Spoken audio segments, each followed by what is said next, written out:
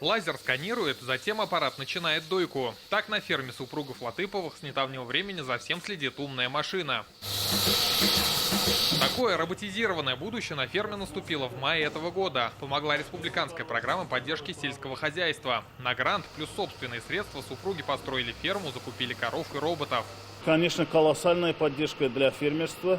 Таких больших сумм не видели никогда, но до 30 миллионов. После этого началась очень трудоемкая работа по выполнению этого гранта. У нас в дальнейшем очень большой шаг вперед.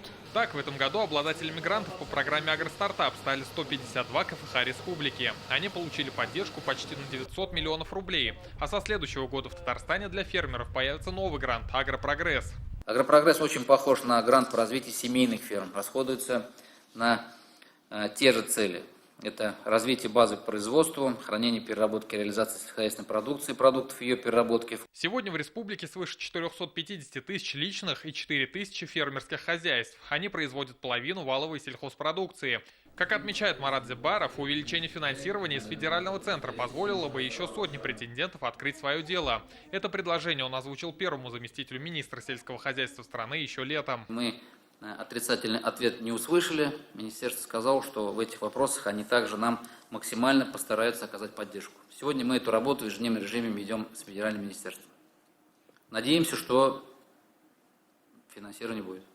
Подвел сегодня министр итоги уборочной кампании. На сегодня в республике собрано более 5 миллионов тонн зерна. Средняя урожайность больше 35 центнеров с гектара. В лидерах Заинский, Тетюшский и Кукмарский районы. В аутсайдерах Верхнеуслонский, Альметьевский и Агрызский. Где по всем технологиям сработали, у них в этом году результат.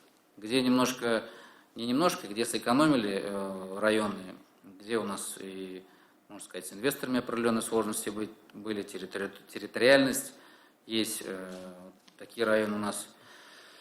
Вот те районы у нас уборку они до сих пор и не завершили. Тем временем, вслед за зерновыми, в конце сентября приступят к сбору кукурузы и подсолнечника. Осталось собрать сахарную свеклу. Это 39 тысяч гектаров. Рамиль Галюлин, Вадим Ларионов, ТНВ, Высокогорский район, Казань. Наша рука помощи вашему бизнесу. Антикризисные предложения. Телефон 843 5 705 100.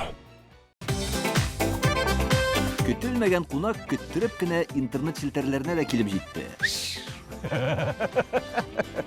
Хәзер бу фильмның барлык серияларын ТНВ.ру сайтында карап була.